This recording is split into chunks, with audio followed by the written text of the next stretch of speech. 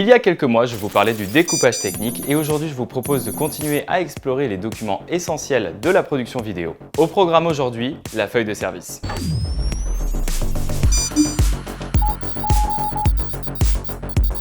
La feuille de service, c'est un document qui est édité par l'assistant réalisateur et validé par le directeur de production. On retrouve dessus toutes les informations nécessaires pour la journée. Le lieu du rendez-vous, les horaires, les contacts de l'équipe, les séquences et les plans qui sont tournés dans la journée, les informations météo, le planning, etc. Et pour en avoir vu des feuilles de service, laissez-moi vous dire que j'ai vu des tableaux Excel beaucoup plus digestes que ça. Et je pense que vous voyez où je vais en venir. Aujourd'hui, on va composer notre propre feuille de service avec Notion et vous allez voir à quel point ça peut changer la vie. Que ce soit sur Notion ou ailleurs, une feuille de service doit comporter des informations clés pour qu'elle soit utile. Bob, tu peux nous montrer les informations d'ailleurs ? Vous aurez besoin de renseigner la date du tournage, les conditions météo, l'heure de rendez-vous, le contact des personnes présentes sur la journée, le planning, les plans et séquences prévus et le lieu de rendez-vous et de tournage. Alors, il va falloir placer toutes ces informations, mais il va falloir que ces informations soient cohérentes entre elles. Et c'est là que de travailler avec Notion nous donne un premier avantage, ce sont les bases de données et je vais vous montrer pourquoi. On va créer une première base de données qui va nous servir de planning pour la journée. Pensez à renommer vos bases de données. On va créer deux propriétés qui vont nous permettre de catégoriser les différents moments de la journée en fonction des équipes. Ajoutez une propriété sélection multiple. Ajoutez une propriété sélection. On va ensuite ajouter une propriété date qui va nous permettre de placer nos moments dans le temps. Et à partir de cette propriété, on va pouvoir utiliser différentes vues. On va modifier cette vue pour créer une chronologie ou tableau de Gantt en changeant le mode d'affichage de la base de données. On va aussi choisir d'afficher la table pour laquelle on va faire apparaître toutes les propriétés sauf la propriété de date. Une fois que c'est fait, à partir de cette vue, on va pouvoir placer quelques éléments pour pouvoir démarrer un début de planning pour la journée. On va donc créer le rendez-vous, le PAT, un segment de tournage et par exemple une pause. Cette vue, elle va nous permettre d'établir le planning de la journée et de le partager avec le reste de l'équipe. Mais on va aussi utiliser cette base de données pour créer une vue filtrée pour n'afficher que les quelques moments clés de la journée comme le rendez-vous, le PAT ou les pauses. Pour ça, on va créer une nouvelle vue liée de la base de données planning. On va choisir un affichage en galerie et on va faire quelques réglages pour personnaliser notre vue. On va notamment afficher toutes nos informations, mais on va surtout créer un filtre sur la propriété segment pour n'afficher que les segments rendez-vous, PAT et pause. De cette manière, on pourra voir en un coup d'œil les moments clés de la journée. On va aussi trier dans l'ordre croissant de la date, c'est-à-dire par ordre chronologique. On va créer une dernière vue pour permettre une autre lecture parce que tout le monde n'est pas forcément à l'aise avec un tableau de Gantt ou une timeline. On va donc choisir une vue table, qui est la vue par défaut. On va afficher toutes nos propriétés qu'on va replacer comme bon nous semble.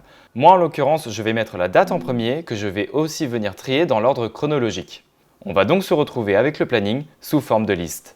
Alors pourquoi on fait tout ça comme ça ? Eh bien comme vous l'avez vu, à partir d'une base de données, on peut filtrer les informations.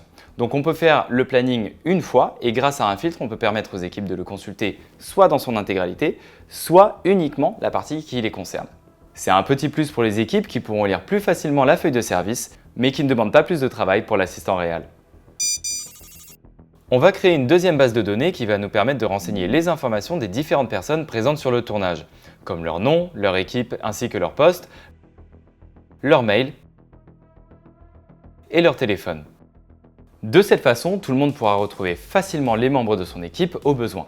On peut d'ailleurs pousser cette base de données un peu plus loin en ajoutant les exceptions alimentaires de chaque personne, ce qui va permettre au régisseur de pouvoir établir son menu en fonction des exceptions et des allergies de chacun. On a créé toutes les bases de données dont on avait besoin pour faire fonctionner notre feuille de service. On va maintenant s'occuper de faire la mise en page et d'ajouter les dernières informations qui vont nous manquer. Pour ça, on va utiliser plusieurs fonctions et types de blocs dans Notion pour pouvoir organiser nos informations, comme les encadrer, les citations, la séparation en colonnes, etc. La mise en page, elle peut être propre à vous-même. Je vous montre ici comment j'ai fait la mienne, mais rien ne vous oblige à la suivre. Vous pouvez y ajouter, modifier et réagencer ce que vous voulez. L'idée, c'est de rester aussi efficace que possible. Je vais donc créer une ligne avec deux colonnes en tapant /2c et en sélectionnant le bloc. Une dans laquelle je vais indiquer les éphémérides et la météo de la journée dans un encadré. Et juste à côté, les moments clés de la journée. Cliquez sur les 6 points et glissez pour déplacer un bloc. J'enchaîne ensuite avec une vue complète du planning que nous avons créé tout à l'heure. On va séparer la page en dessous du planning en deux pour intégrer d'un côté la liste des personnes présentes sur le tournage